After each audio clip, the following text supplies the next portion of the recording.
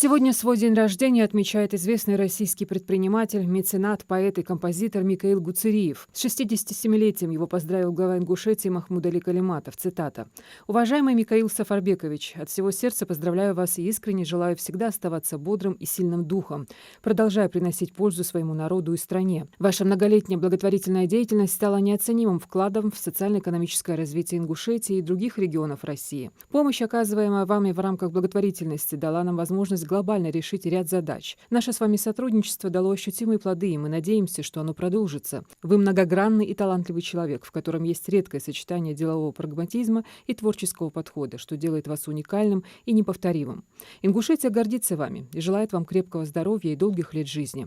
Пусть никогда не иссякает в вас энергия и желание приносить пользу своей родине. Будьте счастливы в кругу ваших родных и близких».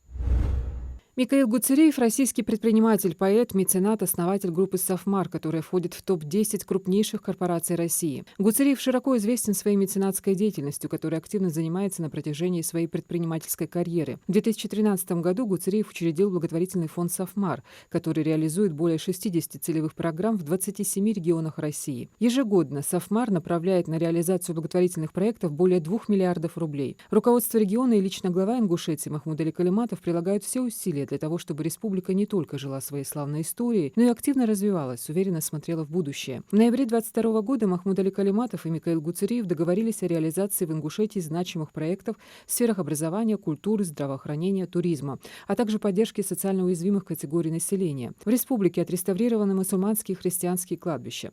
В Горной Ингушетии активно ведется реконструкция башенных комплексов.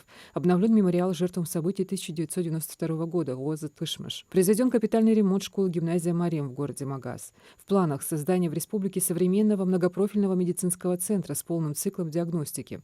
В столице открылись две самые популярные в России радиостанции – «Радио Дача» и «Радио Шансон». Теперь у жителей Ингушетии есть возможность присоединиться к обширной аудитории крупнейшего медиахолдинга «Крутой Медиа», принадлежащего группе «Сафмар». Для республиканского перинатального центра фонд «Возрождение» приобрел современный реанимобиль, а для аэропорта Магаз – специальный амбулифт, который существенно облегчил посадку в самолет маломобильных граждан. Перед новым учебным годом закупили новые современные учебники почти для всех школ в республике. В Сунже отреставрирован построенный в 1956 году Дом культуры. Там же построили большой выставочный комплекс. Для Ингушской филармонии приобретены современные музыкальные инструменты и оборудование. Строится в Магасе современный торгово-развлекательный центр общей площадью 8 тысяч квадратных метров. С созданием IT-кластера начала работу Академия цифрового развития. Здесь же открыли бизнес-акселератор и IT-отель. Планируется создание инновационно-научно-технологического центра и технопарка. Таким образом, проекты фонда направлены не только на решение текущих задач, но и создание инфраструктурных стратегических возможностей для реализации того мощного экономического, социального, культурного и кадрового потенциала, которым обладает Республика Ингушетия. Сегодня в сельском поселении Зязиков-Юрт прошла первая продовольственная ярмарка, приуроченная к священному месяцу Рамадан. Распродажи организованы по поручению главы Ингушетии. Свежее мясо, колбасные изделия, сыры, масло, овощи, фрукты, мед, мука, сладости. Жители могут приобрести продукты первой необходимости по ценам ниже рыночных на 10-15%.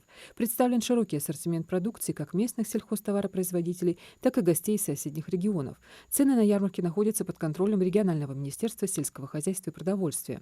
Если запасы на прилавках заканчиваются, то их быстро пополняют, чтобы продукции хватило всем. Это первая по счету продовольственная выставка в этом месяце. Продовольственные ярмарки будут проходить каждые выходные священного месяца во всех городах и селах Ингушетии.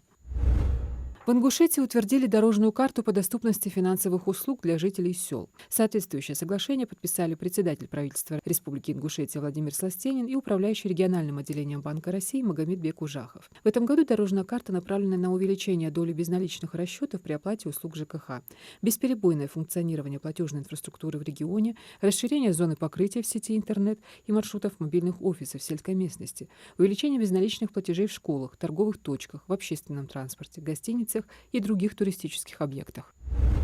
В Госдуме предложили списывать ипотеку за рождение детей. Каждый рожденный ребенок позволит списать 25% жилищного кредита. Ипотеку необходимо списывать при рождении детей, заявил лидер партии «Справедливая Россия за правду» Сергей Миронов. Депутат призвал ввести новый механизм поддержки, способный кардинально развернуть демографическую ситуацию. Он включает в себя поэтапное списание ипотеки с рождением детей. С рождением первого государство погашает 25% жилищного кредита, с появлением на свет каждого последующего гасится четверть стоимости. Таким образом, ипотека полностью закроются с рождением 4 детей. По оценкам партии, мера повысит рождаемость в 1,5-3 раза. Полиция в Карабулаке провела очередные рейдовые мероприятия по пресечению дорожных правонарушений. Всего стражи правопорядка выявили 36 административных правонарушений, в том числе 18 деяний, предусмотренных частью 3.1 статьи 12.5 КоАП РФ «Тонировка». Кроме того, полицейские обеспечили растонирование на месте еще 21 машины и доставили в отдел 2 транспортных средства. Уважаемые граждане, полиция напоминает, что во избежание привлечения к административной ответственности по частью 1 статьи 20.25 КоАП РФ, предусматривающей наложение административного штрафа в двукратном размере суммы неуплаченного административного штрафа, но не менее 1000 рублей, либо административный арест на срок до 15 суток. В Ингушетии прошел конкурс чтецов Корана по Брайлю среди незрячих Северокавказского федерального округа.